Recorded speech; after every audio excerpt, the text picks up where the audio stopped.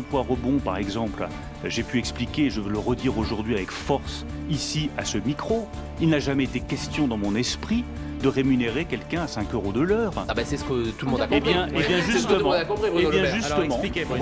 revenons là-dessus. Si on veut continuer comme avant, à se contenter de donner à une personne qui est au RSA depuis 4 ou 5 ans un chèque, en lui disant « t'as plus de 50 ans, t'as aucune chance de retrouver un travail, débrouille-toi avec ton chèque », très bien, sans moi. C'est ce que proposent les concurrents à la primaire.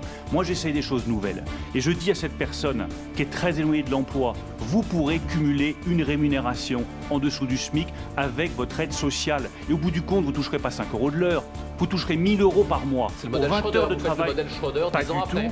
Pas du tout, car les mini-jobs en Allemagne, on ne cumule pas. Ici, vous pourrez cumuler avec votre aide sociale. Personne en France, avec mon projet, ne sera rémunéré 5 € de l'heure. Mais tout le monde, et c'est ça le vrai changement, tout le monde pourra retrouver un travail, y compris celui à qui on dit depuis 20 ans, t'es foutu pour la vie. T'auras jamais de boulot. Mais moi, ça me révolte qu'on laisse faire ça. C'est pas la flexibilité qui est la meilleure solution plutôt que de faire des espèces de trappes avec des gens qui sont sous-payés.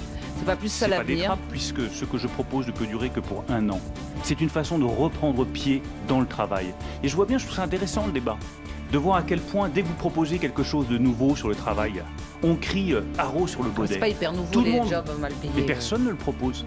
Ah et oui, je ne propose France. pas des jobs mal payés, je propose qu'on accompagne la personne la plus fragile vers le travail, parce que je considère que le travail vous donne dignité et vous donne fierté. Et c'est intéressant de voir à quel point chaque fois que vous proposez quelque chose de nouveau, que ce soit la privatisation de Pôle emploi, ces emplois dont je parle, retirer l'argent de la formation professionnelle aux syndicats pour le confier directement aux salariés, pour qu'ils puissent se qualifier tout au long de leur vie, parce que c'est ça la France de demain. Quand vous proposez ça, et je suis le seul à le proposer, immédiatement, on vous tombe dessus. C'est qui? On critique, on fait preuve de cynisme. C'est la gauche ou c'est vos électeurs? Est-ce que vous croyez que vos électeurs vont vous suivre? Oui, moi je suis persuadé que nos électeurs attendent, et Karine Pécard l'a très bien dit tout à l'heure, ils attendent ce renouvellement et ils vont créer la surprise le 20 novembre prochain. Ils ne vont pas se contenter des vieilles mêmes idées recyclées que proposent les uns ou les autres. Ils ne vont pas reprendre ceux qui ont eu le pouvoir pendant 5 ans comme président de la République et comme Premier ministre, qui n'ont même pas fait leur mea culpa.